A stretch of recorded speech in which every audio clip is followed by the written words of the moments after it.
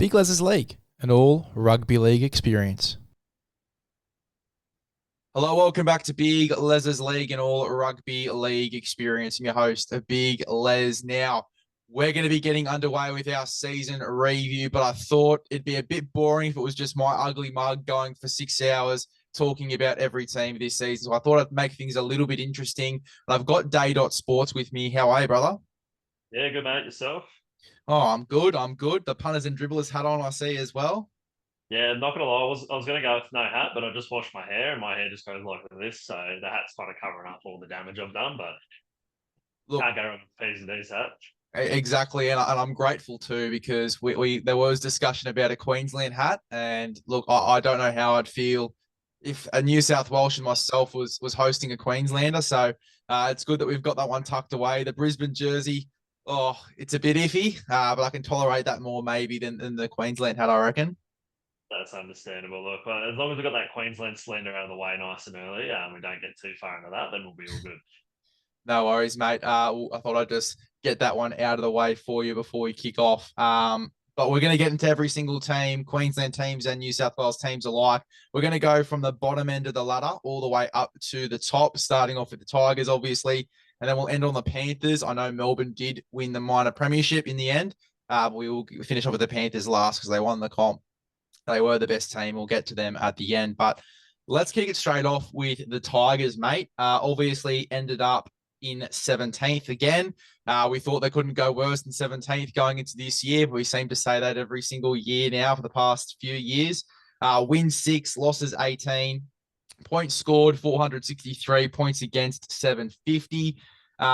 Mate, what was your sort of premonition on the Tigers this year? Obviously, 2 more wins on the board, but what can you take away from this one for the Tigers?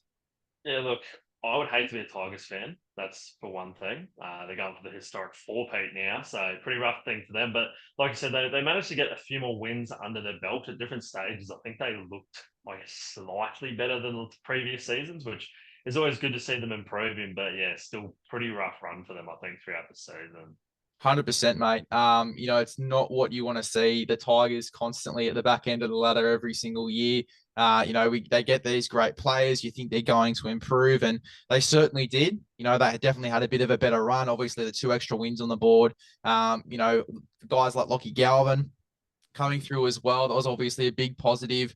Jareem Buller, a bit of an up and down season, but I thought for the most part he was quite positive. I think what hurts the Tigers going into next year, and we don't want to turn this into a bit of a preview, but they obviously lose Aiden Caesar, which I think is going to be a bit of a tough one in the sense of the experience around the camp, particularly in that spine.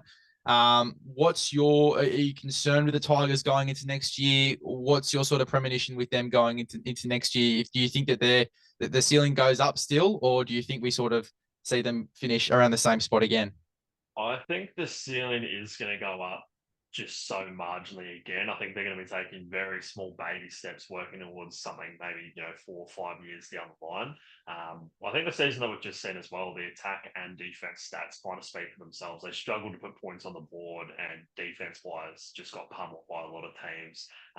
They've got a few big players leaving as well. Like you said, Aiden Caesar being one, the experience, but I guess, like you said, you've got other players coming in that spine with your Jerome Lewis, guys that have been there, done that.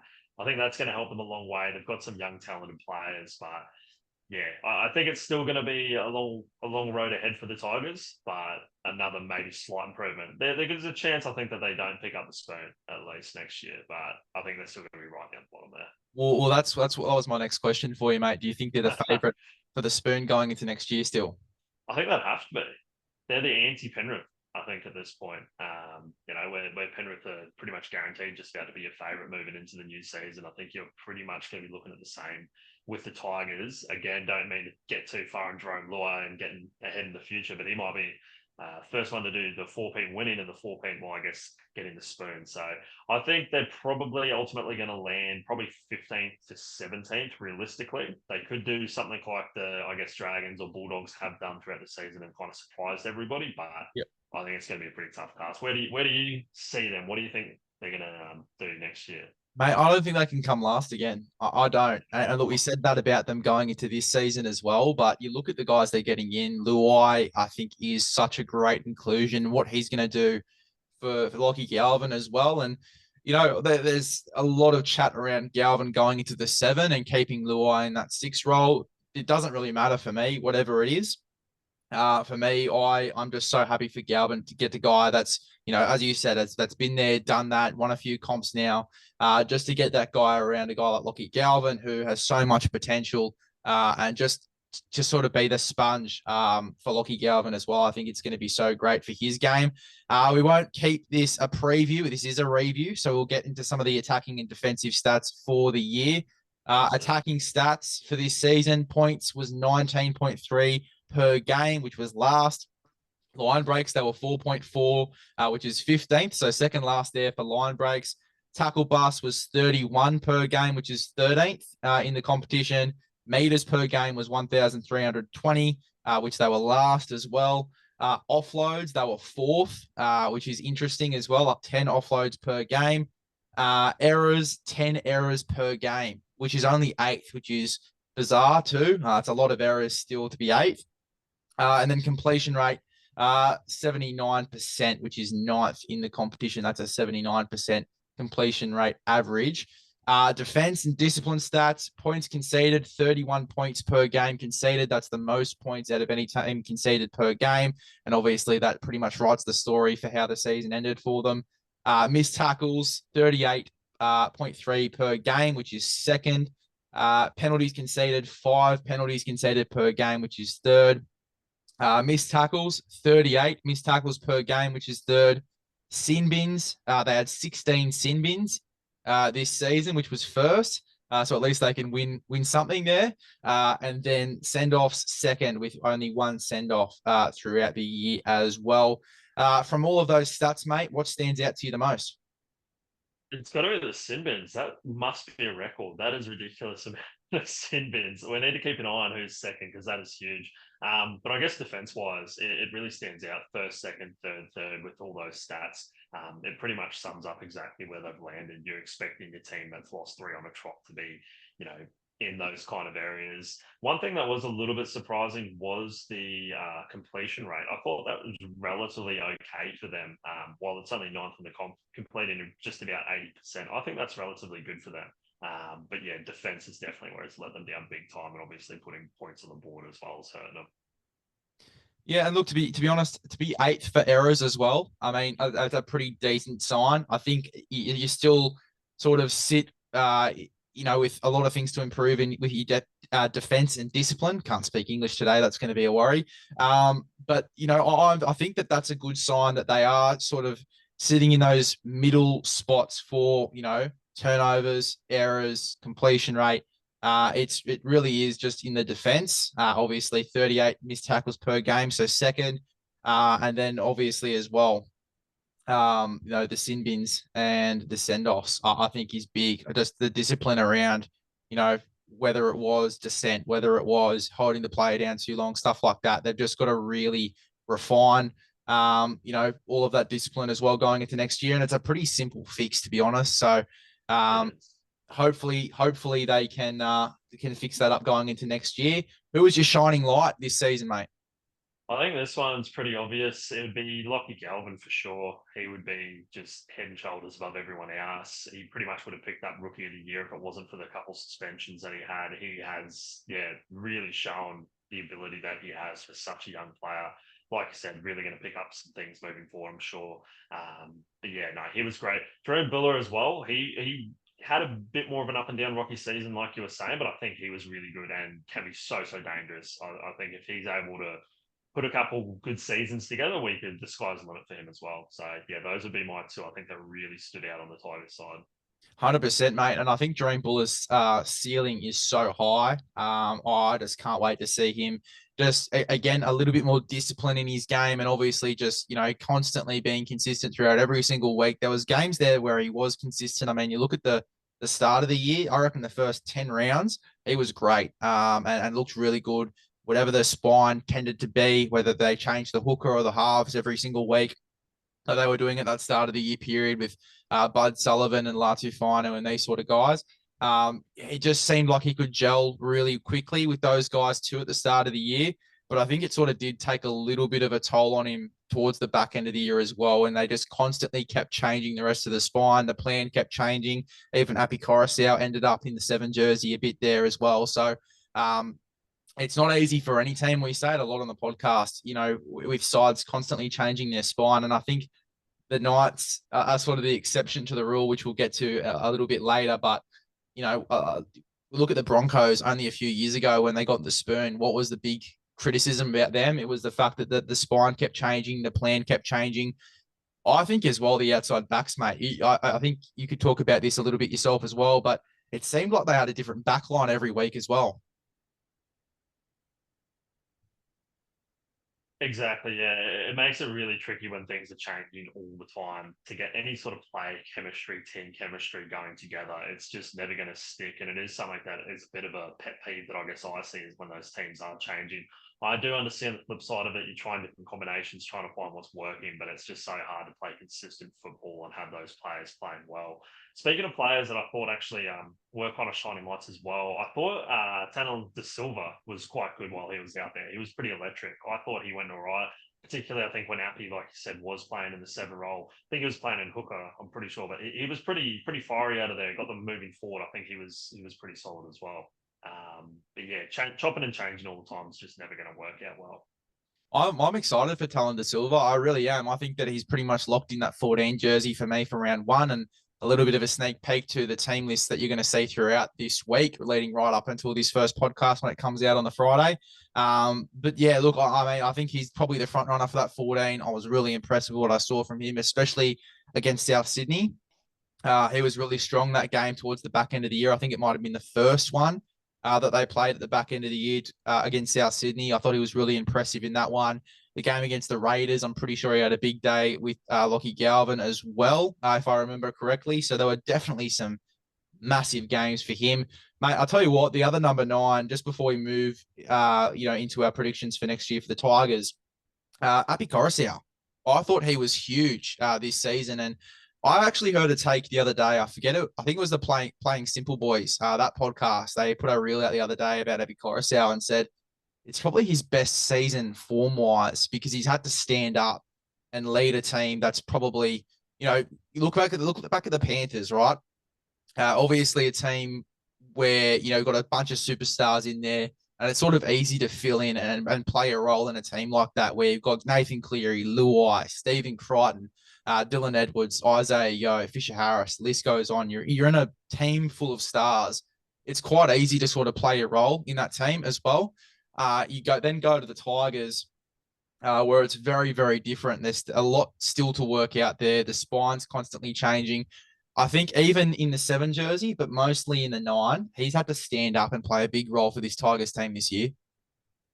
Yeah, absolutely. I think he's really shown how good he is going to that because you see a lot with your Melbourne players, or I guess in recent years, Penrith players, like leaving those very plug and play teams that they're in struggle a little bit. And while obviously overall the Tigers haven't gone well, he has stood up and really put his best foot forward.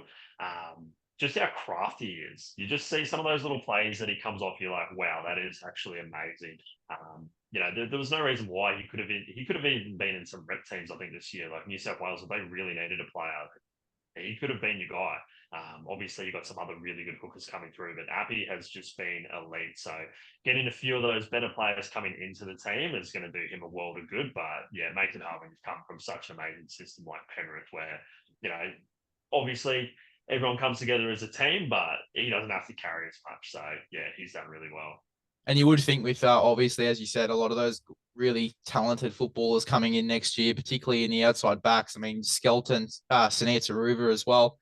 You got some movers out there you can get the ball out to early in sets and get that momentum. Luai is going to be huge for him, obviously having a little bit of that Penrith combination, depending on if he plays left or right side. It will be interesting to sort of see there. You're going to get a lot of momentum from Royce Hunt, who comes into the team as well. And then Jack Bird, who I couldn't tell you where he's going to line up in this team. I couldn't tell you. He wants to play lock, which was heavily publicised when he was training with Roger Fabry the other day. But I honestly don't know where he fits. Where are you putting Jack Bird if you had to pick the side tomorrow? I think he can just about pick where he wants to play coming into that side. So if he wants to play lock, I can't see any reason why he wouldn't be able to play there. There's nobody else that really stands out for me. Yeah, I think he kind of gets to pick his poison coming into that team, especially kind of with the experience and background that he has. I think they'll suit him nicely. Yeah, totally. Look, I'm keen to see where he ends up. Lock, I think, is a great one for him. Obviously, having that experience in the halves, he's got great ball skills. He's a bigger body now, obviously, too, towards the back end of his career. I really do like him in that 13 jersey. I think it could suit them nicely, but this isn't a preview, as we said. It Absolutely. is a review. Yeah. Got to get out of that habit. 2025 losses. I think there's a few here that stand out to me. Obviously, we talked about Aiden Caesar. But Stefano and Isaiah Papali'i for me really stand out as huge losses for this team. They are huge. Isaiah, I think, never really lived up to his potential while we saw him at the Tigers. He was doing such good things over with the Eels, kind of came over and just hit a plateau, and then going off to a team like Penrith is a bit rough. Those are huge players that they're missing. Stefano in particular, is kind of the next best thing coming through, and to lose him and not really get the full potential out of him is a bit disappointing for Tigers fans, I think.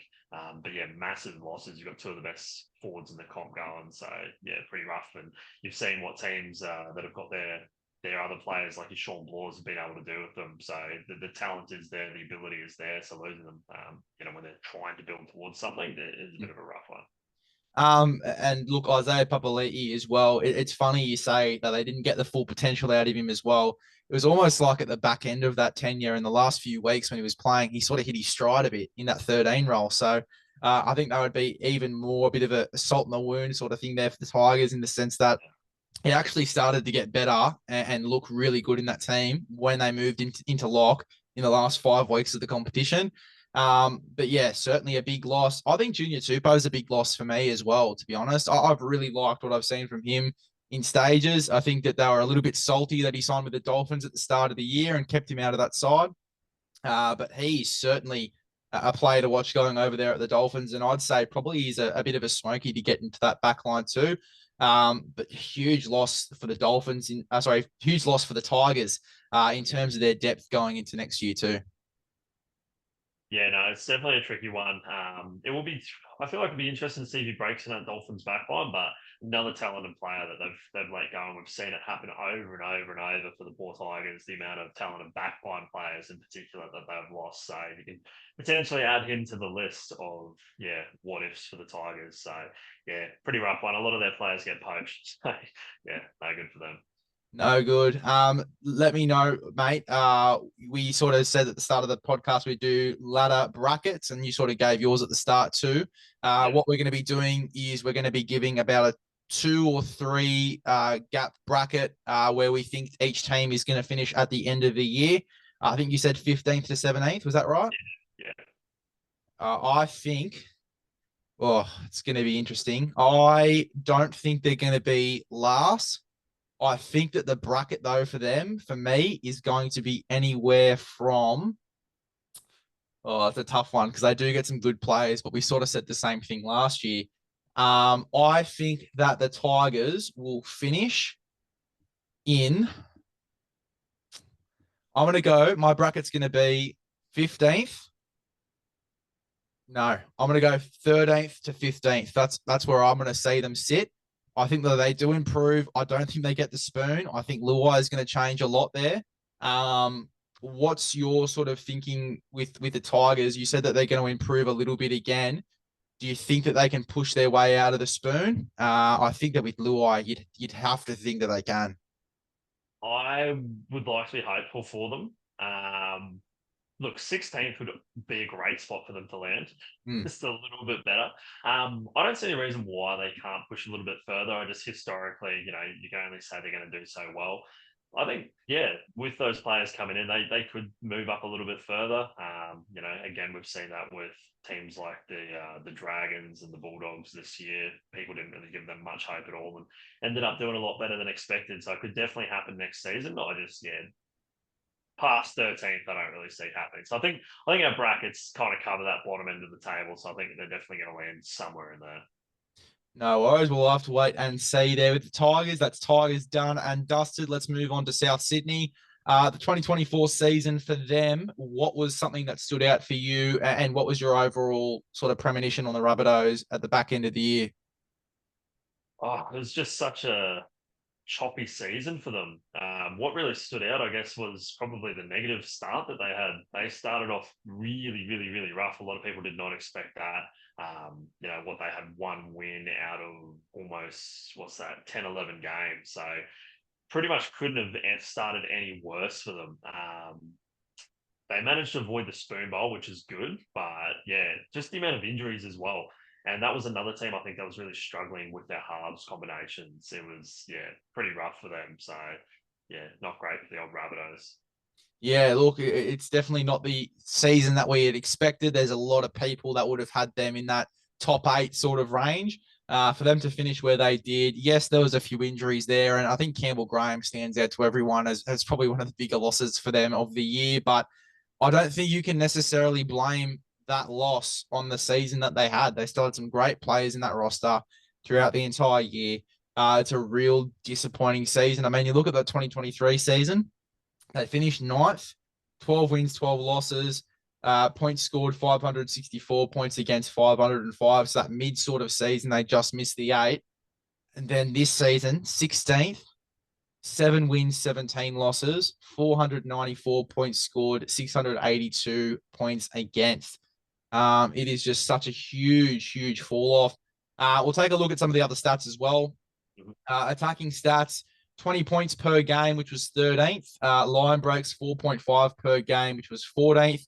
Tackle bust, 33.3 per game, which was 9th. Interesting. Meters per game, they were 16th for meters per game, 1,349. Offloads, they were 9 offloads per game, which was 8th. Turnovers and errors, more specifically errors, 10 errors per game there, which was 5th. Completion rate, 80%, which was 8th. And then in regards to defense and discipline, they conceded 28 points per game, which was 3rd. Missed tackles, 37.5 per game, which was the 4th most. Penalties conceded, 5.8 per game, which was the 5th most. Sin bins, they were 2nd with 12. So we were looking to see what that team that was 2nd was. It was South Sydney with 12. No send-offs, though. Out of those stats, mate, what stands out to you the most? I think again their completion rate and their attacking stats. So they were able to hang on to the ball for significant periods of time, but again weren't able to really capitalize massively on it. Their send off as well, with the amount of points that they were conceding, having any man down on that field just was never going to be helpful to them. And 12 is a lot, coming in 2nd there. So that's probably what stands out for me the most. I think across the board, it's just been fairly average for a team that's ended up where they have been. So yeah, anything in particular stands out for yourself? Yeah, look, I mean, I'd probably agree with you, mate. The completion rate to be at around 80 per game is still pretty good. I think it's just the quality of attack that sort of annoyed me throughout the year as a South supporter myself. We were completing well, kicking well, obviously with White in there at the back end of the year as well. He had some really nice kicks as well that, you'd think would be able to allow other guys around him to, put on that pressure as well with the kick chase. It just didn't really seem to happen for them. There was pretty much no kick chase for most of the year. Defensively, we were quite poor. Sin bins, again, the discipline there. And I think that's the big thing for the Rabbitohs this year, just their discipline. Really, really disappointing to see that if we were 2nd. I didn't even think that we were 2nd going into this. But yeah, look, just a real tough year. I'm sure that under Wayne Bennett, they can turn that around. But certainly a massive drop off, as we said, from where they were in 9th, just on the fringe of the 8, to where they've gone to in the space of 12 months is really, really concerning. In regards to some of the ins and outs for next year, mate, the big one that stands out for me in regards to losses is Cookie there at 9. I think that's going to be huge going into next season. What's your sort of premonition on that one? Yeah, I agree. It is a massive out that they've got, and I think it created a lot of head noise for the team, a lot of media around it as well. Everyone knew that it was coming. It was towards mid-season, back season, that was kind of like, yeah, he's definitely leaving. I think even though he might not be a player, massive in would be your Wayne Bennett though. That is huge for that team. We all know what his ability is, and he's been there and can get the best out of a lot of these players. We have seen that over the last few years when they have made grand finals, been playing finals footy. I think, a big part of that season that pretty much put a line through them, or at least they might have fallen off. Obviously, was everything that happened with the coach, with JD getting sacked. It was just kind of, yeah, almost like a write-off season. I think everyone just went, that's kind of it for them. Which the coach change up definitely didn't help as well with everything going with Cookie. But changing coach, changing ideas, I think people don't really take into account how big of an impact that is when your coach gets sacked, especially when there's a lot of players that might be close with that particular coach as well. We saw what happened with Mary and Ben Hunt as well when Mary got sacked only a few years back, and the impact that sort of had on him as well. We're still talking about Ben Hunt leaving the Dragons, and that's what 2 or 3 years on now. So it can have a real impact. But not only that, but just, as I said, the changing ideas. Different coaches want different things, have different standards, different game plans. It really does make a bit of a difference. But yeah, Damien Cook for me, I think it's a huge loss. I think that what he provides, and obviously we didn't see him go to that very, very best, but we got the second best really with Damien Cook in regards to him playing that lock forward role when he did go in there at the back end of the year. And the effort areas were certainly there for him, but he went into pretty much any role South Sydney wanted of him. Origin grade center, went into center for a little bit there. Center again, didn't we? He played in that lock forward role, as we said, off the bench. He went to New South Wales Cup 2 at the start of the year, which everyone seems to forget. Definitely a big year for Damien Cook, and I think a huge loss for this team as a leader as well. I think it's going to be massive, but I couldn't tell you who the Rabbitohs starting 9 is going to be next year. Have you sort of got an idea of who you're putting in there? I can't say that I've really got a whole lot of ideas for the Rabbitohs starting hooker. No, I think it's very much up in the air. I think we're going to see a lot of, rumours and that coming out in the pre-season with trials and everything going on. I think that might give us a better idea, but I don't think there's anyone significantly standing out. Just made me think as well with the losses, the end of the era for the Burgess brothers. That's a massive, massive one, I think, as well, leaving the team. Yeah, true. Obviously a huge impact those guys have coming off the bench, and what they were able to do, that legacy that they had set there at South Sydney through the forward pack. I mean, Sammy Burgess and some of the old rivalries he had, and just the toughness and the standard that he set in that forward pack, and a lot of experience as well in that forward pack as well. It's going to be a big loss. And yeah, it's a weird feeling that end of that era as a South fan myself as well. To see Tommy Burgess walking out the door and now there's no Burgess boys left. It is such a weird feeling, and it is going to feel quite strange going into next year. Even when George went to St. George, it was just a weird sort of thing. But yeah, look, I think it's going to be a really interesting just how South Sydney come back from that. I know that they're going over to England. I believe Wayne Bennett's going over to England during the off season to scout some Super League forwards as well, which will be interesting. But yeah, look, I think that's a big loss, and it's going to be strange to see Tommy Burgess, Damien Cook, these sort of guys out of this outfit who you'd think would be at there till the back end of their careers. I didn't ask you before, mate, but who was your shining light this season? Oh, it's hard to pick one out of a team like the Rabbitohs the way that they've gone, but there's two of them that do come to mind in the back line. So he was out for the majority of the season with injury, but Tyrone Munro, I thought he was outstanding while he got the opportunity to play. He was just electric. Considering everything that was going on with him as well, is just insane for him to actually even be able to get out there and play the way he did. And another one that came to my mind that I think went underappreciated for a long time was Jacob Gagai. I thought it was impressive him finally getting his shot after kind of being in reserve for so long. And I think he actually held up quite well. Those are two that actually stood out a little bit for me. Yeah, Jacob Gagai was huge this season. A guy that didn't make his NRL debut until round one over in Vegas. And then obviously pretty much was a staple in that side for most of the year. I think he only maybe had one game, if that, out. But he was in that side for majority of the year, and he was outstanding too. Played some really solid footy.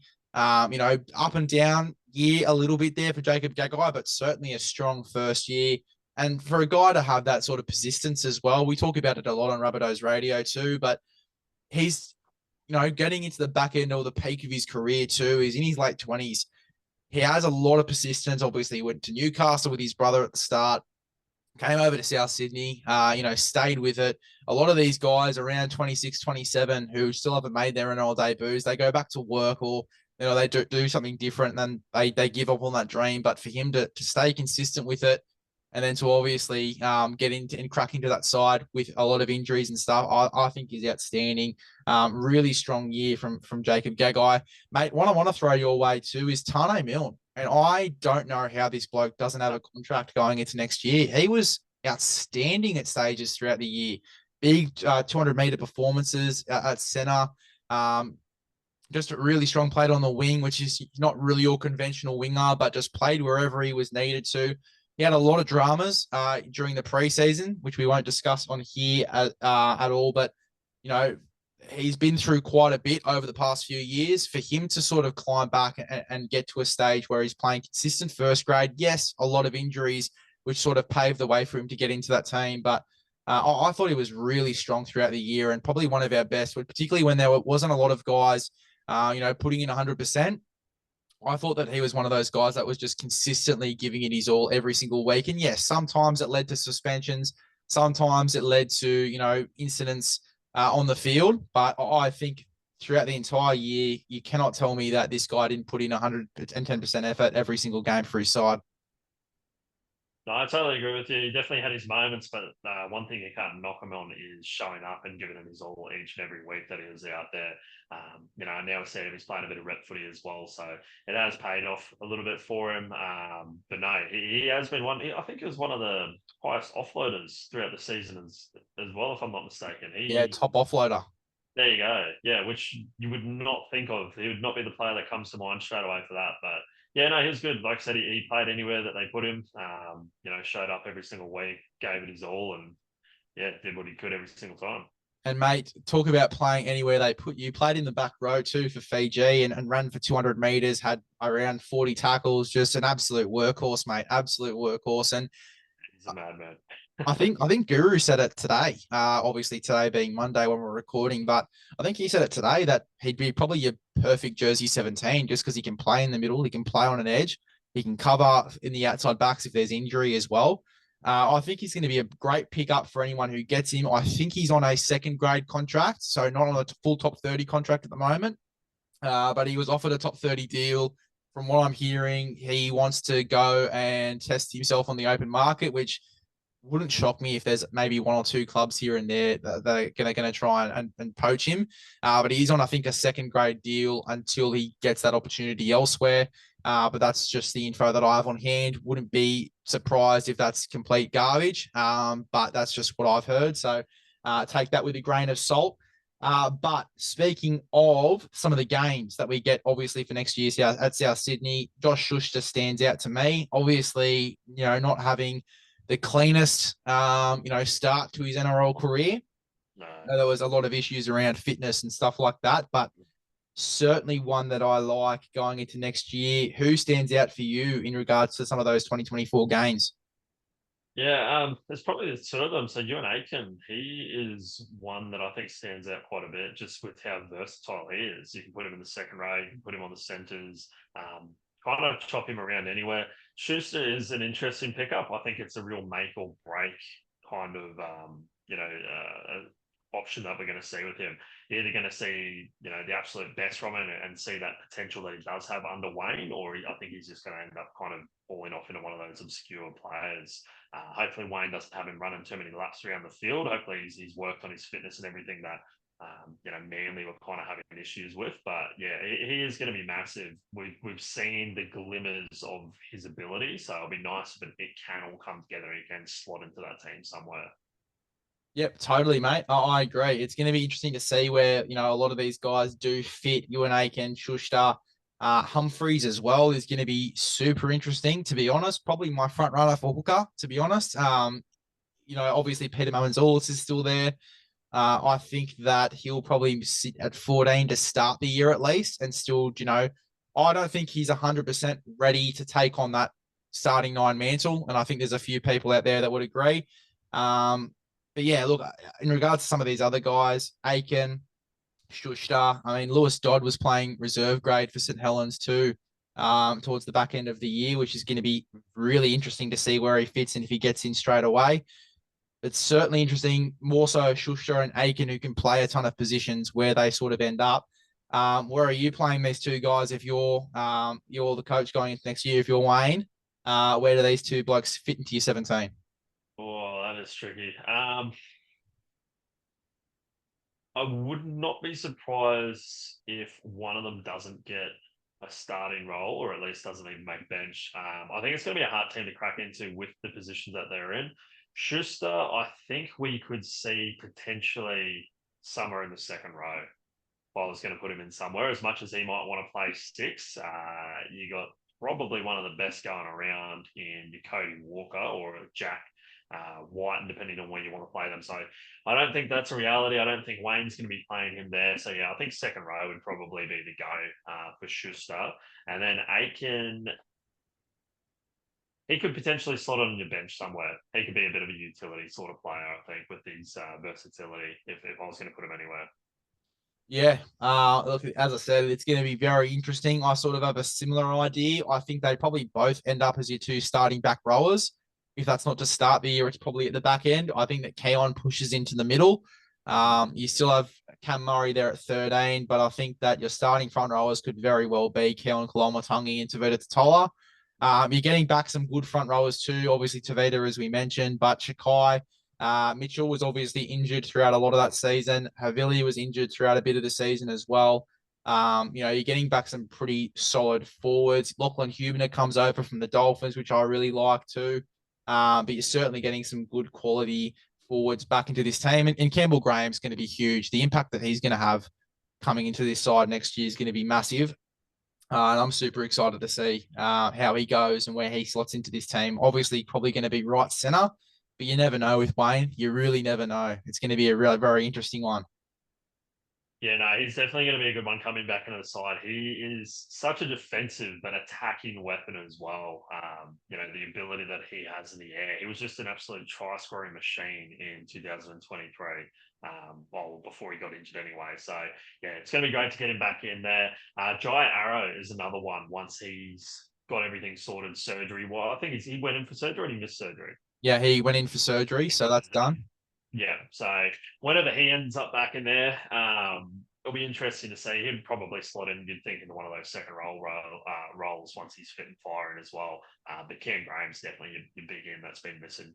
You see, I disagree. I think that he'll be in the middle as well. I think I don't think you can afford the luxury of having these sort of guys on an edge. I think you need that size through the middle. So I reckon they both end up in the middle, potentially either starting together or, one of them coming off the bench. I think that he does end up in the middle there. As I said, we won't turn this into a preview, which we somehow keep doing. Where do you think South Sydney finish? If you have a bracket for them, where do they finish? Yeah, South Sydney, what have I got here? I think we're going to see a massive leap in comparison to this season. The Wayne Bennett effect, it's going to be coming in fit and firing. I can see them landing, I'm going to go 7 and 9. I reckon somewhere in there. I could see them definitely slotting into the top 8. I think a lot of it, and I'm not going to try to put too much on, injuries, but I think if they've got all their players out there and Wayne Bennett, steering the ship, I don't see any reason why they can't get right up there. Yeah, look, I'm pretty similar, mate. I've got 8 to 10. I just can't see them sitting around the bottom again. I think with Wayne Bennett coming in, as you said, the discipline's going to really improve, and I think they are going to go leaps and bounds better than what they were this season. Let's switch over to Parramatta. Obviously, again, a side that really disappointed, particularly, obviously they didn't have too much success after being in the grand final with Penrith. They sort of fell off a little bit. But to finish 15th, only 7 wins on the board, scoring 561 points, conceding 716 points, I think, which is the most out of any of the other teams. If I go back, South Sydney only conceded 682 throughout the entire year. And then the Tigers, if I scroll right back, okay, 750. So second most out of any team. Certainly a huge difference compared to the previous year, mate. What was your read on Parramatta? They were just a really weird team. I think everything on paper just points towards them, having a really good crack, and for them to pull out the season that they did, it was very unexpected. I think it took a lot of people by storm for them to be battling, with the Tigers for the wooden spoon right at the end. Yeah, I think that was pretty odd and very ordinary season that they had, unfortunately. Yeah, and look, I mean, for this side to be going into next year with Gutho potentially set to walk out the door too, it's huge. Regan Campbell-Gillard, probably one of the better forwards in that outfit too, walking out the door. And then you've got Gutho searching for another club too. Fuck, it looks rough for Parramatta. And I know Jason Rolls is coming in, new coach, new ideas. But fuck, it looks rough for them going into next year. Yeah, you got Gutho, the heart and the soul of Parramatta, pretty much being told, yeah, don't know if we really want you here. You got Regan Campbell-Gillard, who I think he won their Player of the Year, or definitely Forward of the Year, who has also gone out the door. Young and emerging players with Blaze Talangi coming through, and he's gone as well. I think there's a lot more going on in Parramatta that we might not be aware of. It just seems like there's a lot of issues for. Yeah, it seems very rocky. I don't know exactly what's going on there, but I feel like there's more happening behind closed doors that we don't know about. And then In obviously on top of all that, the coaching stuff just adds to it. 100%. You got the Australian 7 in there. You've got the Kiwi number 6. You've got a fullback that's played plenty of rep football himself. I mean, this side realistically should be contending for a premiership most years with the side that they had. You got Regan Campbell-Gillard, Junior Paulo, both rep forwards too. I think the makeup of the side hurt them a little bit. I think their style of play suits to have a roaming 13, or, at least a bit of a smaller mobile 13. And when Hopgood obviously was injured, that sort of blew that out the window. They were playing off of Hangawe there as a third front row, which just, it really hurt them when they were trying to get expansive. He was just not the guy that could get the ball out to the edges quick enough. Yeah, it was just a real interesting season. As I said, look, you're looking at a side that should be getting into a grand final most years. It's a side that's sitting 15th. So really interesting year for Parramatta. We'll go through a few of the stats. Attacking wise, points conceded points scored per game was 23 on average, 23 points per game, which was 8. Line breaks 5 per game, which was 6. Tackle bust per game, 30 tackle bust per game, which was second or third last. Meters per game, it was 1,410, which is 13th. Offloads per game there, it is 13.3 offloads per game, which is the most offloads per game of any team. Errors, 10 errors per game, which is third most errors per game. Completion rate was 77%, which is the worst completion rate out of any team on average in this year. Points conceded, defensive and discipline stats, 29.8 points per game conceded, which is the second most points conceded per game. Missed tackles, 38.8 per game, which is first. Penalties conceded, 5.2 per game, which is 10th. Sin bins, they were fourth with 8. 0 send-offs, mate. There's a few there that stand out to me. What stands out to you? Yeah, there's some dramas going on there for them. The points conceded, missed tackles are huge. I think their completion rate being last pretty much in the comp it hurt them massively.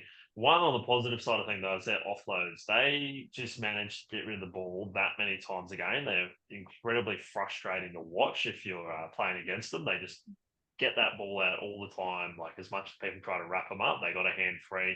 But you got your Hopgoods, your Regan Campbell-Gillards, guys like that. They just always found a way to get rid of the ball, which just it was a real pain in the ass to watch. But yeah, those other stats though, they kind of tell the tale for the Eels this season, 2024. Yeah, 100%, mate. Particularly as you said, the points conceded and the missed tackles. Missed tackles for me, 38 missed tackles per game. Fuck, that is full on. Especially with again the side that they have. You got a lot of rep players in there. Guys that should defend well. Particularly in the outside backs. I thought their edge defense was probably the worst out of any team. And look, obviously their defense was the worst out of every team as we look at the stats here. But their outside backs defense, and look, particularly because they were chopping and changing a little bit. Mike Acevo fell out of form. There were other injuries and stuff like that. Blaise Solangi was in and out of the centers. But their backline defense was atrocious. Yeah, no, it definitely wasn't good. And again, coming back, like just chopping and changing the team that often, it's just going to be hard for them to find the form and chemistry that they're after. And we saw teams expose that over and over again. And yeah, exactly how we ended up with the points conceded coming in at second. It just was, an absolute shit show for them, to be honest. It was, mate. It was. And look, hopefully they can turn it around going into next year. It is going to be a very new team. What scares me though is the increase, I guess, in experience. I mean, you've got Gutho walking out the door. You've got Regan Kimmel-Gillard walking out the door. It's going to be a very young team going into next year, other than obviously Junior Paulo and a few other vets in there as well. But relatively a very young team. What I do like going into next year is the signing of Jack Williams. I really like him there in the forwards. I think that a positive is that Jason Rolls has recognised the style of footy I think they should be playing, which is that more mobile. You need to look forward in there that can get the ball out to the edges quite quickly. You need that roaming 13. I think that having both Williams and Hopgood in there really helps that. But what signing for next year stands out to you the most? I think I already know the answer. Yeah, no, there is a few there. I think, like I said, identifying that style of footy that they'd like to play, it is going to be tricky with that younger team. That they've really lost a lot of experience there, but it's hard. Actually, I don't know. I'm kind of torn between the signing. I think it really depends on what happens with Gutho, because if we have Isaiah Iongi, is that how you pronounce his name? Yeah, Yongi or Iongi, Yeah, yeah. yeah. However it might be, I think there's promise there, but we haven't seen enough of him. I think he could be quite interesting, but it's hard to go past Zachy Lomax. He has been outstanding this season. So if he can play anything like he has going into next year, it is going to be massive, but he might have jumped onto a sinking ship in saying that. Yeah, well, I had a bit of a comment war with someone on a Rugby League Guru post about Lomax, just talking about him going into next year. Obviously, Isaiah Yongi, as you said, only played the one game.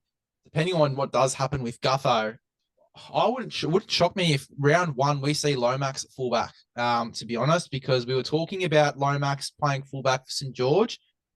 It wouldn't shock me in the slightest if he ends up at fullback in round one, at least until Isaiah Yongi just gets a little bit more first grade under his belt, maybe in a 14 jersey to start the year. Who are you going for? Is that a bit of a big call for myself? Are you picking Isaiah Yongi in there and choosing to fire that bullet and see how it goes, or what are you doing? Ideally, I think you'd be getting a little bit more first grade under his belt before you throw him in something like fullback, I think. But you never know. Zach Lomax at fullback was not on the cards for me, so that's taken me by surprise. But it could happen as well. Yeah, we're going to find out more about Gutho. It's all really down to that, isn't it? I think he should be staying at fullback at this point until you've got a younger player ready to go. Zach Lomax, he's been very vocal about wanting to play in the centres, but yeah, fullback would be an interesting choice. I could see him being able to manage it though, that's for sure. Yeah, for sure, for sure. I think that Gutho's played plenty of footy at fullback for the Dragons on occasion and looked quite good. Obviously, was vocal about wanting to play fullback as well when Sloan was in and out of first grade too. I don't know. I just have a little feeling that Riles might recognise, Yongi hasn't played too much first grade. Maybe there's a few aspects of his game, or maybe he's ready. We just don't know it yet, and he gets chucked straight into that role. But I do think that we might not see Yongi at fullback straight away. I think in their best team and towards the back end of the year, you'll definitely see him there. But at least to start the year, I think there's a real chance we see Lomax at fullback. I'm pretty much under the understanding that Gutho's gone. I don't think that he'll be, in this squad going into next year. My understanding is that he's most likely not a part of the plan either going into next year, regardless. And that is so. I'm just going to go out and sorry for my French, but I think it's shit house on Gutho, to be honest, with the service that he's given the club. I think you could have given him maybe 1 or 2 more years there, especially, as I said, when Yongi's so raw, and he's probably got, he's got time to get ready for first grade and at least, start in that 14 jersey and progress in. I think it's a huge call by Rolls, and it's going to be a huge part of if they are successful this season too. Yeah, 100%. And I can't imagine what it does for the rest of the squad. Seeing what's going on with Gutho, he has missed the Eels, and for him to kind of be getting shafted in the way that he is, or at least that's how it seems to us. It probably doesn't make the rest of them seem too confident in everything that's happening at the club. And as a guy with the experience that he has, he can pass that on to the younger players coming through and really kind of get them ready. But if he just kind of leaves, then it's going to be a little bit tricky. I think with Lomax, though, thinking about him at fullback, I could just see him being maybe not quite to the same level, but a bit of an annoyance in the kick chase, almost like Tom Trbojevich's. Just every time he's in and around those areas, there's a chance of him getting that bloody ball, and it's always dangerous. So, yeah, he could be really dangerous being able to roam around the field. But, yeah, it'll be interesting to see what happens with the Eels. And his ball playing is really crisp too. He's got really nice pans. He's got a great offload on him. I think he could play that role quite well, and we have seen him play that role on occasion well, for the Dragons. And look, I agree, mate. I think he could be very similar, just really annoying around the ball, can always be in and around, that contest in the air. He's so good in the air too. Where, if not at fullback, is he a centre or a winger for you going into next year? I think he's a winger. I think he plays his best footy out there, to be honest. That's probably where I'd end up putting him if you had a Gutho still on the team looking to play fullback. Actually, and just quickly jumping back to Gutho, everything he's given to the club, just thinking towards, was in that last game or last few games, he was playing with busted up quads or hammies or whatever it might have been. I think he had injured ribs. Like, the passion that man puts into the team, and yeah, for him to just kind of get thrown out's a bit rough. But yeah, I'd go wing for Zach Lomax. Yeah, I'm under the same impression, because if you were to put Lomax into centre, you'd have to move him to the other side of the field, because Will Penasini's locked in that right centre spot. So he'd have to completely change his side of the field, or his preferred side of the field, to that left side, which would make things really interesting. And look, maybe we're looking a little bit too deep into it, and maybe he'll be fine there. But I'd much rather him on the wing too, just aerially, and what him and Penasini could do as a combination as well. I really like him on the wing. I think he could really suit that position. Going back into the review side of things, who is your shining light? Oh, it would have to probably be Blaze Talagi, to be honest. He was kind of all over the place, played a handful of different positions, but for a player that young to show the promise, I think it was his first game that he played for him on his debut. He just ran over the top of Tom Trbojevic, which was like, holy fuck, like that's a task in itself. So yeah, he really showed that he's got a massive ceiling. So yeah, he was a shining light, but I guess as well, in that he got poached pretty quickly. So, but yeah, he was a massive standout for me. Having a look at the rest of the squad, yeah, there's no one else that really jumps out massively. It'd have to be him.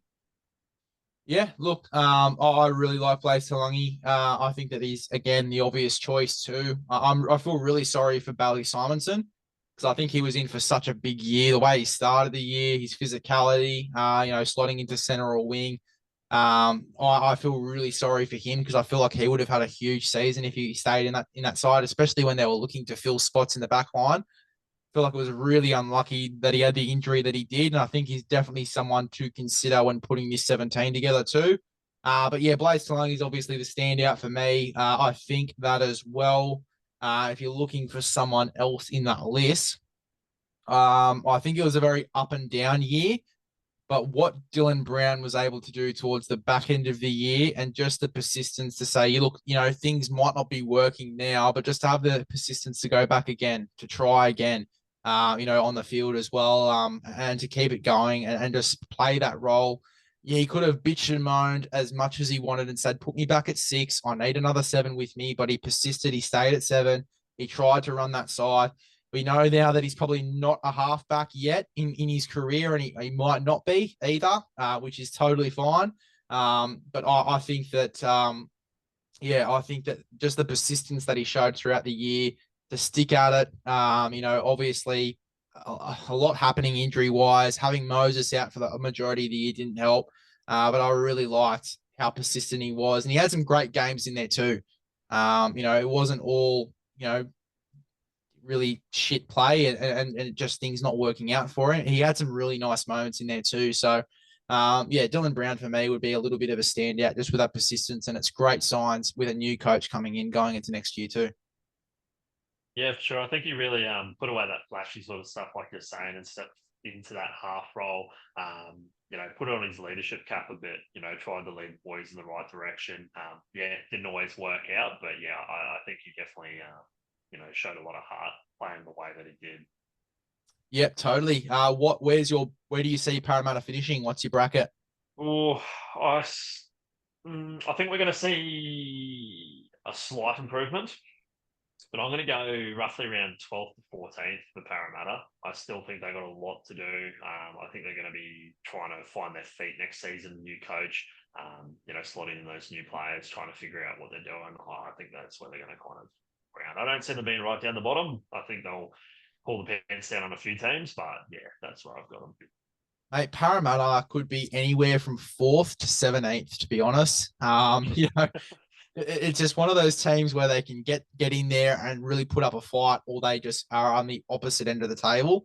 For me, if I'm pinpointing it, I'm probably going to go around 8 to 12th. It's a bit of a larger bracket, but I think that that's sort of the middle mark as to where they might go. I think they can either just make the 8, or they do miss out and probably sit more closer to the 11th, 12th sort of mark there as well. But I certainly don't think we're going to be seeing Parramatta sitting around that bottom end of the ladder. And look, we don't know what might be happening behind the scenes. We don't know what the impact of Jason Ryles entails and how Isaiah Young is going to go at fullback. There's a lot of determinants which I'll get to in the preview. But yeah, look, definitely an interesting one, Parramatta, going into next year.